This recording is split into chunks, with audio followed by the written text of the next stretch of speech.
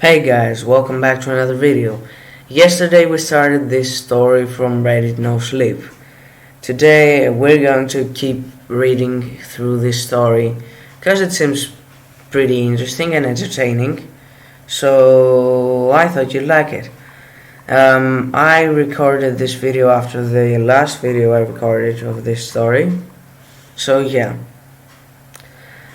The last video was uploaded yesterday, so this is what happened next. So without further ado, I would like to warn you because this stuff is kind of brutal and weird. First, you're warned. YouTube cannot do bad things in my video now, and yeah. Let's go on. 3, 2, 1. Like, share, and subscribe. Let's go. I'm sorry I haven't been able to update sooner, but this has been a couple crazy days, and quite frankly, it wasn't on top of my to-do list given the urgency of my current situation. I'll do my best to give an accurate description of the events that followed the brutal demolition of life as I know it. But time isn't exactly on my side, so I have to keep brief. After my text from my mom, I hadn't time to think. I just knew I had to get the heck out of there before my dad arrived.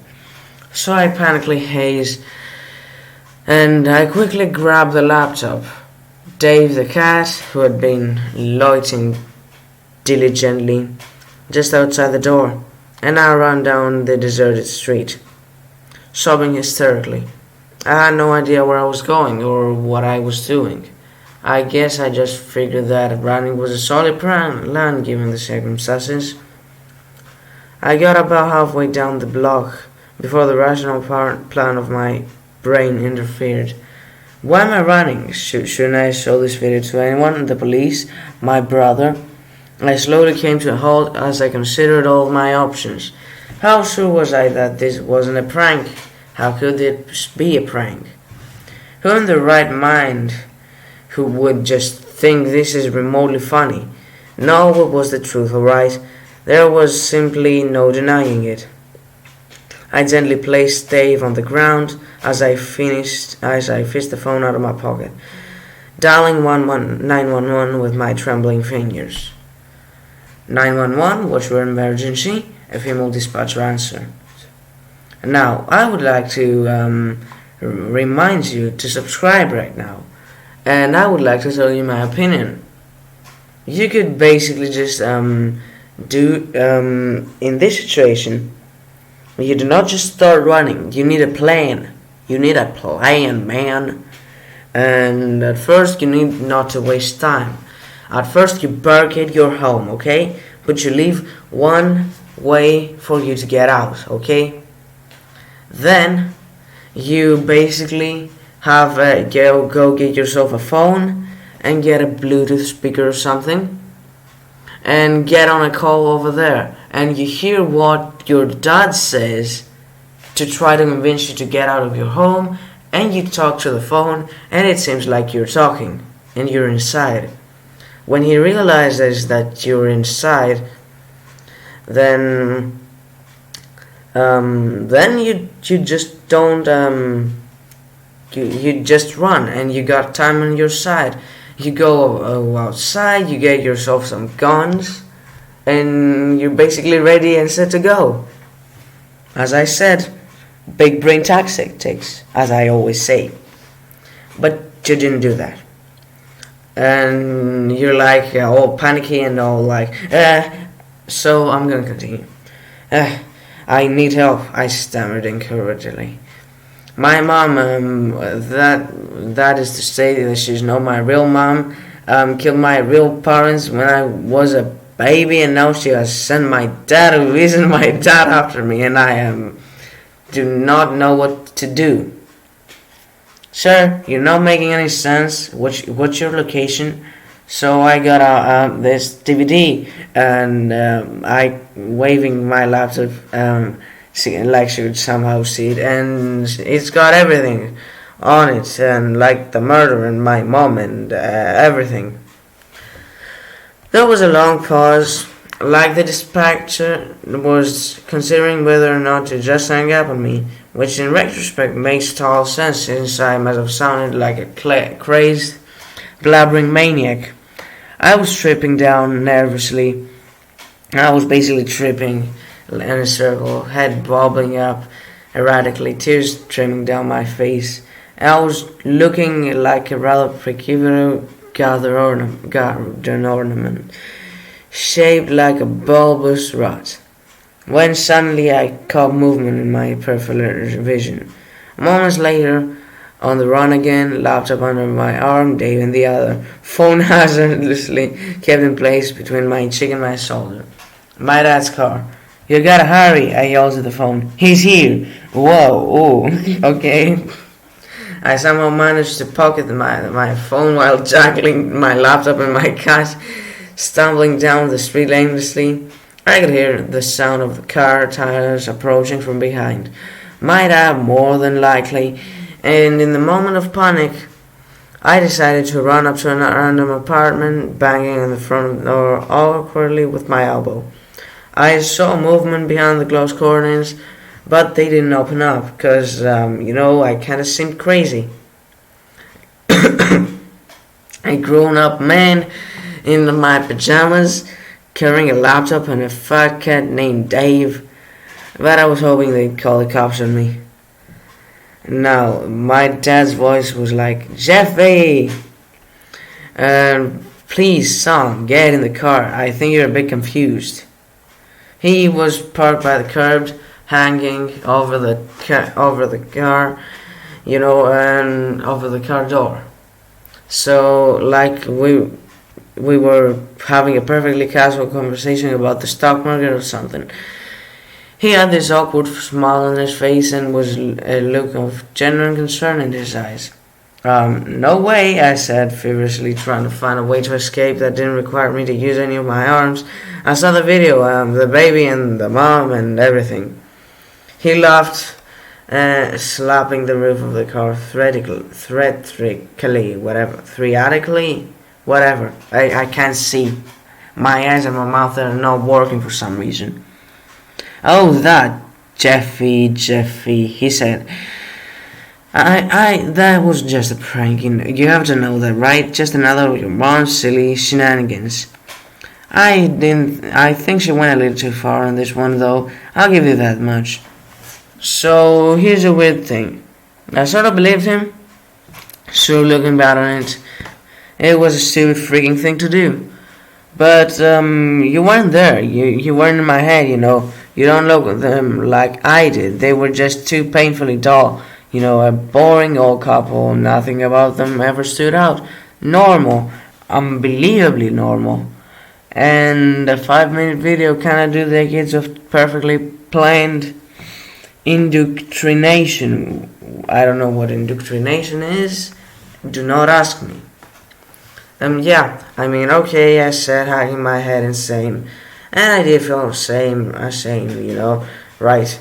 I had made a fool of myself at saying that it caused my parents of something so utterly heinous. And that's how David went. That's how easy it was for them to control me. That's a good boy, my dad said, patting me on my back, and as I climbed into the back seat. Dave was getting fed up with all this back and forth, and he scratched me up pretty severely on my panically half-assed escape. So I focused on calming him down.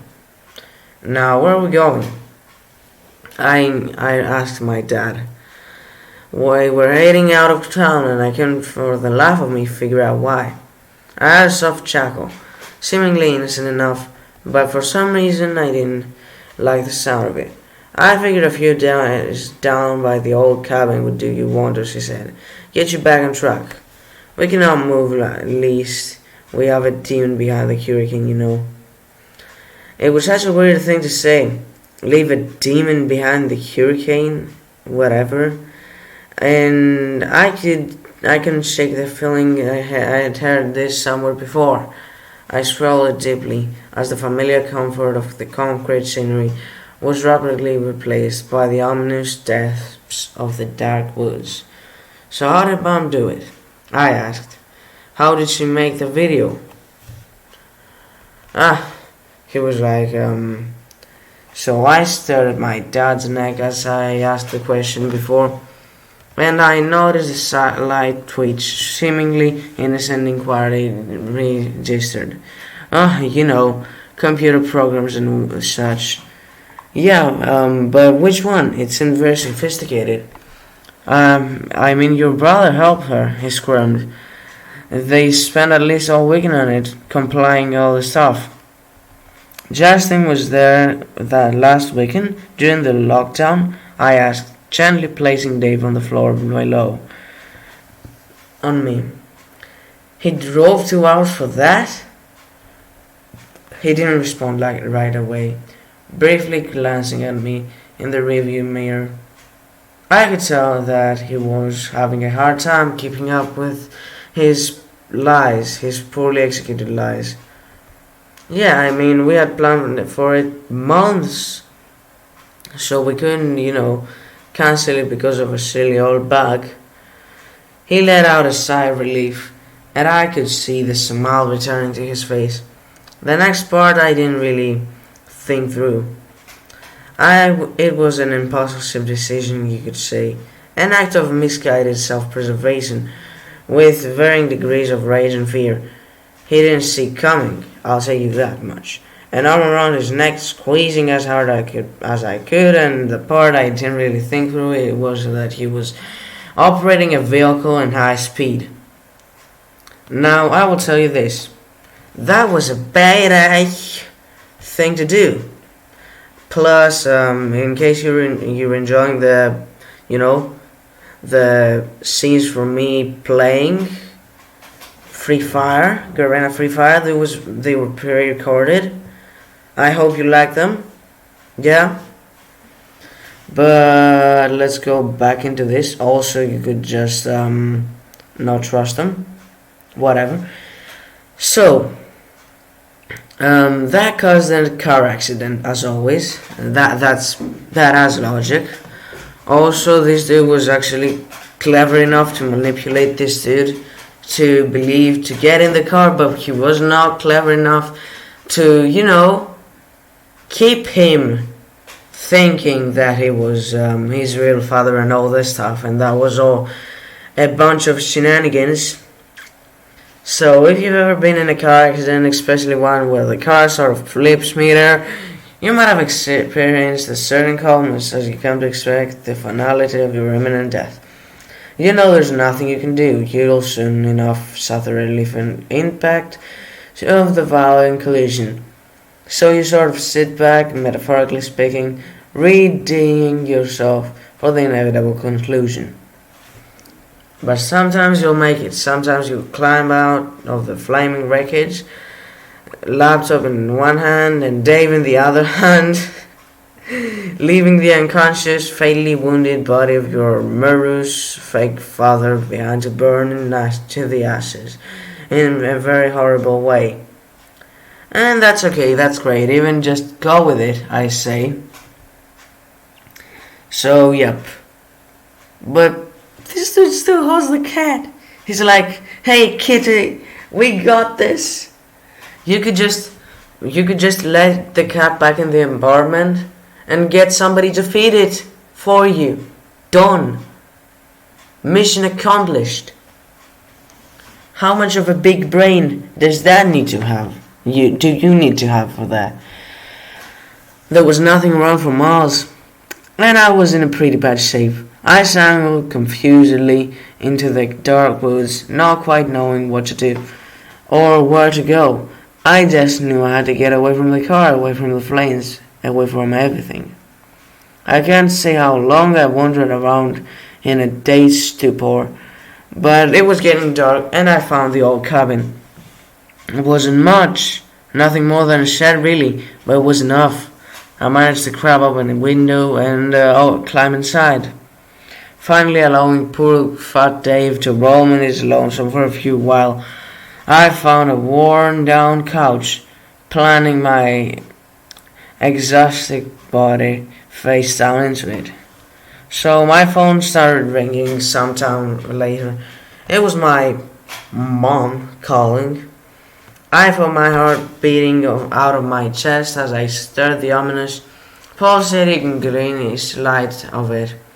I wanted nothing more than to ignore her, but I knew I couldn't. I knew I had to face her. Hello, I answered. What do you want? Jeffy, my mom sang cheerily. I'm so glad you answered. I've been trying to reach your dad for hours now, but he won't pick up. I don't suppose you know what he's up to. He's kind of not alive. I hope. Car accident and crash. There was a pause, and I could hear her breathing heavily in strained intervals. That sounds like him, doesn't it? She said coldly. Fell asleep in the wheel, no doubt. Silly old fool, wasn't he? So I sounded so unfazed. She sounded so unfazed, like she was discussing whether or not the neighbor, she was discussing the weather with a neighbor or something. No feelings, no emotion, a flat inhuman, lifeless tone. I was starting to realize just how dangerously insane she was. You can get freaked, I suddenly yelled. It was really out of character for me, the cursing. It's not something I normally, resort to. I got evidence, Mom, I snarled. And you're not getting away with it. We'll see about that, Jeffy, she said calmly. I'll always find you, wherever you are, whatever you do. Mommy's coming for you. Oh, that's freaking creepy. She ended the call on that note, knowing full well the state it would leave me in. And if it wasn't part of the night before, I sure as heck was now. Could she find me? Definitely yes. I was maybe a few miles from the car crash, probably on the only property within walking distance from it. And she wasn't stupid. She was anything but stupid. My phone vibrated again. A text message from Mom. With trembling fingers, I opened it, only to drop the phone on the floor the moment I realized of what I was looking at. It was a photo, a young woman and her baby sitting on my mom's couch. I recognized her instantly. It was the neighbor Jenna. Single mom, kinda cute. I've had a crush on her for ages, but I've never acted on it. I don't know, don't know how, a single sentence captured my image, and it sent tremors and chills down my spine. If you leave me, Jeffy, I'll have to replace you, goddammit, with somebody new. Oh shoot. Okay. She's a psychopath. We can all agree on that. Can we? Can we please agree that she's a psychopath?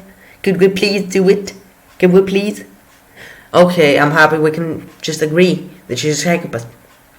Now, that's it for today's video. I hope you watched it until the end. If you did, comment something down below, I don't know what. And like this video and share it with your friends. And subscribe, because that would help me make more videos like this one. And that's it for today's video. I hope you enjoyed it. If you did, punch the like button in the face. And there are some videos and playlists. More likely there's the playlist that has this video in it and all the other parts.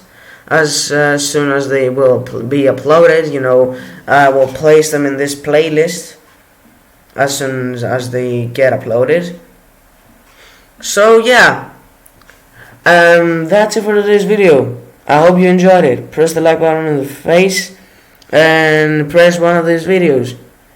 Also, I'm gonna talk until it's 20 minutes. or until I get a kill, because why the heck not. I got the Desert Eagle over here. You can see me with my good old Desert Eagle, and I'm ready to kick some egg, as I said. Not a bad word, YouTube. Not demonetization. Not again. Well, I haven't been demonetized. I've gotten a copyright strike. I'm basically flexing the fact that I'm a terrible YouTuber. But yeah. So until I get a kill, you're gonna keep watching me. Until I get a kill. Yay! Yay! So excited.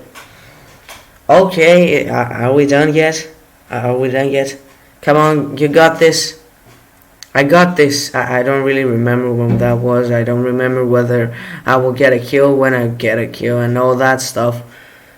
I think I get a kill with a Desert Eagle somewhere here. Or not. Well, I hope I do.